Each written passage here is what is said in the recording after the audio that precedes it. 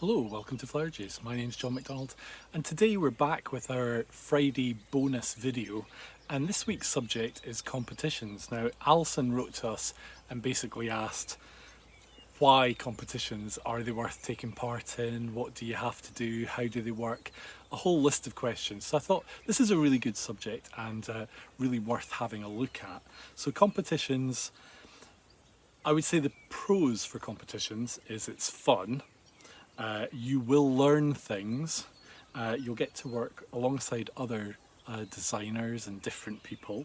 You'll also have access to the show. So whether that's a small show or a big show, you'll have special access. So it's definitely worth entering just so you can get access and go when the show is not actually full of people. So you'll be working there before it takes part, and then you'll have access once the show's open as well. So that's worth keeping in mind.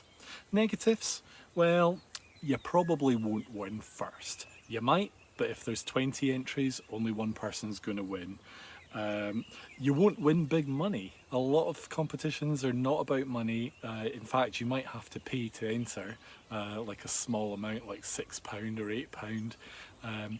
So it's not about money, and it can be hard work. So you have to take in mind that you need to be capable of packing your car, taking all the stuff, maybe having to move stuff across open ground or into buildings, upstairs. So it can have a physical aspect as well, and that's worth keeping in mind.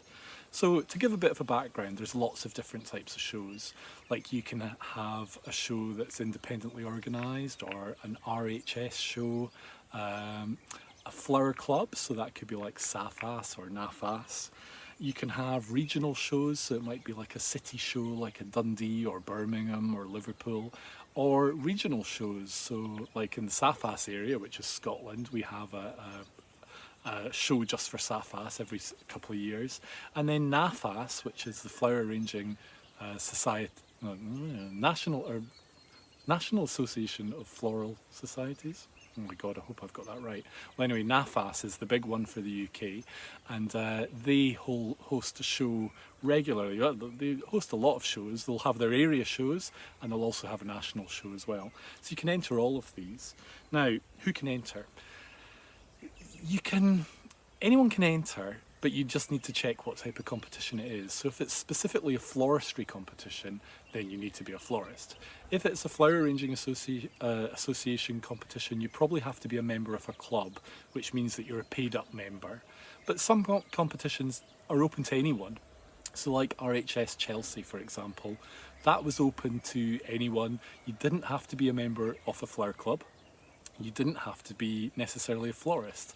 But with trade shows, which are maybe like, say, Interflora or Teleflora, you will probably have to be a member of that. And then other shows, you probably have to be a member of a trade association. So in the UK, we've got like the BFA. So you probably have to go to a competition through the BFA to become a florist representative in national competitions representing the UK. So maybe like a young florist competition, or the kind of world skills. So there are different categories, but generally anyone can enter. You just have to fit the criteria and double check the criteria. So if you are a flower arranger and you're not a member of a club and you've let your membership lapse, then you won't be able to enter their competitions. So you need to keep that in mind. But like local city shows, they'll work to those guidelines from those associations, but you don't necessarily have to be a member. Cost to enter, as I say, a lot of competitions are free to enter, or a very, very small nominal amount, but you probably will incur all the expense of travel, accommodation, flowers, any things you need to make. That's all going to be on you, I'm afraid. Organisations, well, as we say, NAFAS, SAFAS, your kind of trade ones like BFA, Society of Floristry, that's kind of gone, I think.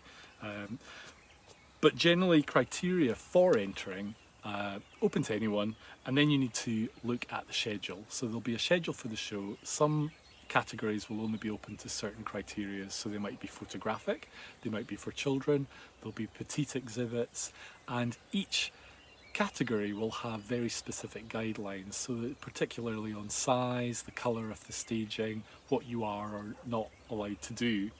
Generally what you'll find is that the competitions want you to stage something that's floral, so the item should be predominantly floral or empty space as well. It shouldn't be a majority of something that's not fresh produce. So I got caught out with this way back when I went to a competition, put in 3 entries, and I had bases on each of them, and the bases on reflection were far too dominant, and I got scored down for that. So you need to be careful as well. The other thing to keep in mind is timing. You will have an allocated time in which you're allowed to stage your exhibit. Generally that's going to be at night or on the morning of the judging day, and you don't want to go over that time. Generally I would say most competitions are generous in the time that they allow you. So it is possible if you're a fast worker that you can enter more than one class, but just keep in mind that if you want to take your time, there is a time limit. In my own experience, I've entered like the Dundee show, the SAFAS shows, the NAFAS national shows, and they're great because they tend to go to a place like Bournemouth, Torquay, up near Blackpool. Really great places, and then because everyone's in one place, it really is really good fun. So there's like trade stands, obviously you're seeing all the categories, and you really learn from just going to shows as well. How to win if you're going to take part? Well, I would definitely encourage you to take part. I think it's an experience worth doing. Do not underestimate what you can do. Just focus on what you want to do and enjoy the process, but you will learn something. So priorities, how to win, well, how to do your best. Check the judging schedule. That is really important. I mean, I went to a competition once where you had to stage 5 different items within one display, and funnily enough some people put in 6. They just added a little extra. So straight away there's a danger of disqualification if you don't adhere to the criteria. I would say the next important thing is be yourself. So if you're someone who just likes to create on the hoof, do that. If you're a person who has to be very meticulous and pre-plan it, do that. You need to do what is true to you rather than thinking, well, I think I know who the judge is and I think I know what they like and I think I know what would win. I mean, you could follow that route if you want, but personally I think it's more interesting if you have the idea that lots of people are going to see your work rather than entering something that wouldn't be your work but you think it will win. That makes more sense to me. The next thing I would say is play to your strengths. So if you find that you find something very difficult, then I wouldn't attempt to stage that necessarily and make it very complicated. The last thing you really need is to be out of your depth and to stress out. You want to be able to go and enjoy the experience. So if your strength is making one strong display, then do a single display. If your strength is in construction, then create something that's really amazingly constructed. If your strength is colour, then play to that. Ideally, if you can combine all these pieces, then you're really got the best hope. Be careful of extras, so don't add anything that's artificial, like an artificial flower or foliage or a snail or a ceramic ornament or a base. If it doesn't need it, don't add it. Strictly follow the schedule.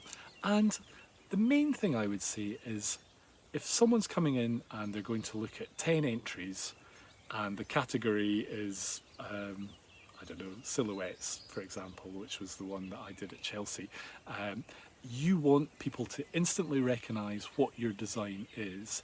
If it becomes very complicated or obscure, then people will walk past. It needs to be instantly recognisable as whatever it is. So whether that's through the colour or the shape or the flowers or the style, it needs to instantly be recognisable. The judges don't tend to have a huge amount of time, and that really will work in your favour. I've learned this as well from staging a club piece at a national composition where we did something that was very obscure and abstract, and then for the rest of my time, people have come up to me and said, I understood that one half was Nessie, but what was the other half? It was never Nessie, but it did make me laugh, and we really enjoyed doing it.